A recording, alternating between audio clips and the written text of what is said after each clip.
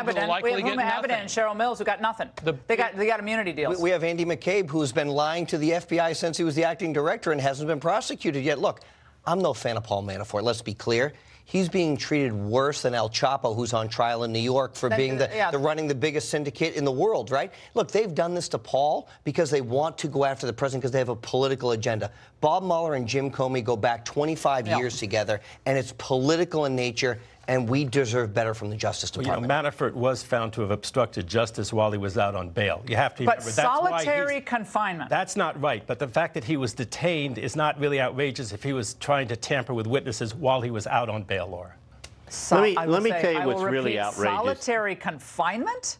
That I don't agree with. That I don't agree with at all. That's sanctionable. I would sanction the push for solitary confinement. I find it, I don't even have words for it.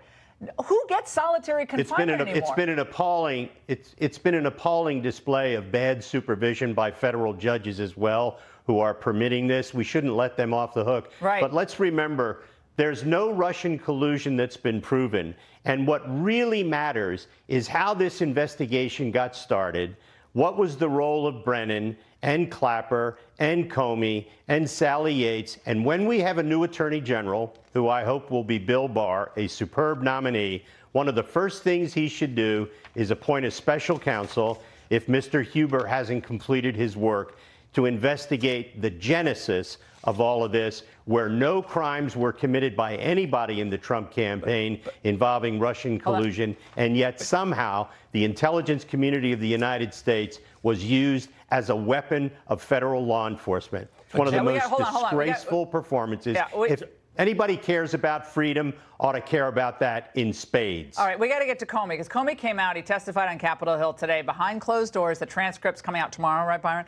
So we'll know tomorrow what was said. Apparently his lawyers were pulling him back from answering lots of questions. Big shock.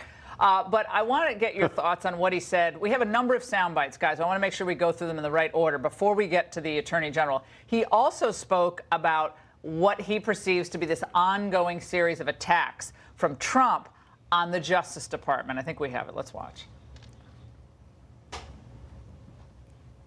We're getting it. It should be coming any moment. Everyone ready for Christmas? It's coming. What do you want in your stocking? Joe, you get coal all the way. Here we go. Thanks.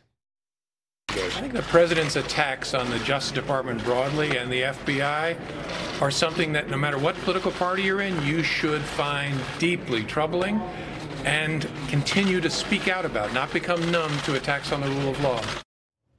Well, the President of the United States is speaking out for the rule of law as well, David. He's speaking out for the idea that when you file for surveillance on an American citizen, you reveal that the research provided was actually ginned up and funded by the individual campaign's political opponent, Hillary Clinton. That was not given to the FISA court. Well, one of many abuses that James Comey and company were responsible for. Laura, we should not be so ready to attack federal judges. Federal judges and their independence and their unbiasedness, that is a great jewel in our system. And federal judges, I think, have acquitted themselves very well in this case, including the FISA judges, where you're claiming that the FISA judges... Well, first of all, FISA judges have been unhappy. One at least has been very unhappy. They had things to go from, and the FISA court, I think, has done a good job in this, and I think that the federal judges in general have done a great job. David, let's talk about it. A lot of people listening aren't lawyers.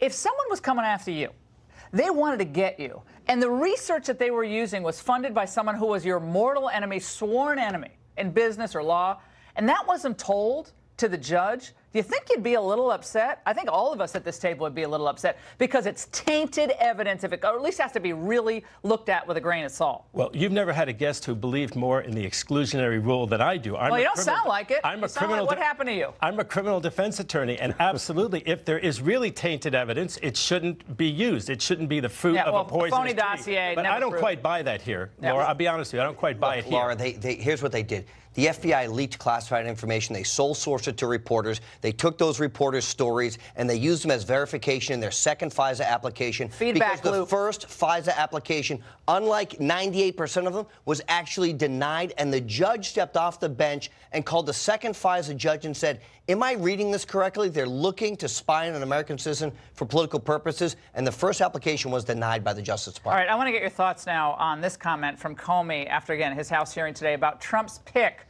for the next Attorney General. It likely raised some eyebrows in Trump world today.